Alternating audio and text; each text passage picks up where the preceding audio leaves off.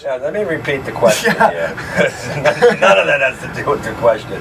Any specific actions or proposal each candidate would like to make to try and support the growing of existing small businesses in this community and attract new businesses and commercial taxpayers into the city? So can I answer this first? Yeah, we'll continue to roll. Okay. So I believe that we need to change the zoning laws and allow things like artist lofts to be much easier to open, because that concept has done a lot of good for places like Worcester, Pentucket, Fall River, the repurposing of old mills. I believe that we should explore the concept of a local currency, which would help to revitalize our local economy. And that's something that where the city government, nonprofits, and for-profit businesses based in the city are going to be able to work together to really benefit our community.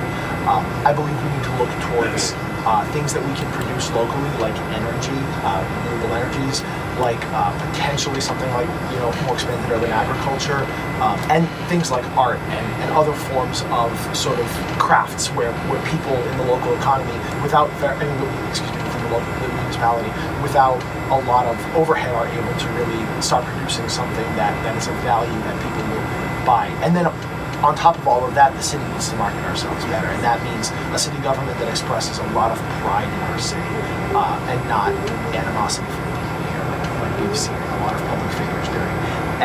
And by doing that, and by getting into the 21st century and doing things like Facebook advertising and other forms of advertising to really change Woonsocket's image in the state and in the southern part of Massachusetts and the surrounding area, and make it so that people know all of the good things happening in Woonsocket, I believe we can revitalize our economy. Roger Gillette. Yeah, there are two things actually.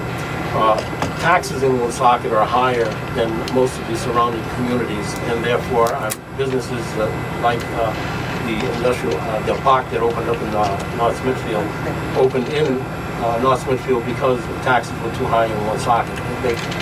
Our tax base in Woonsocket is just too high. That needs to come down. That's number one.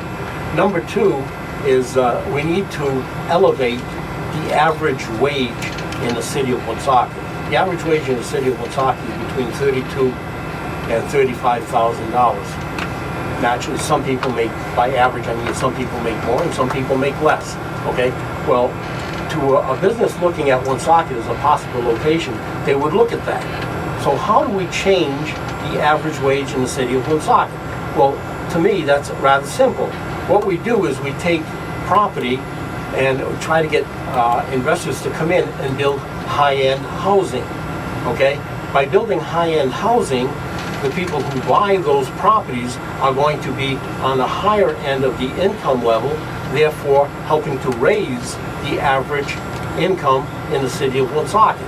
And as that happens, both happens. The taxes go down, the average wage goes up. The two together can actually help a business say, hey, Woonsocket is trying.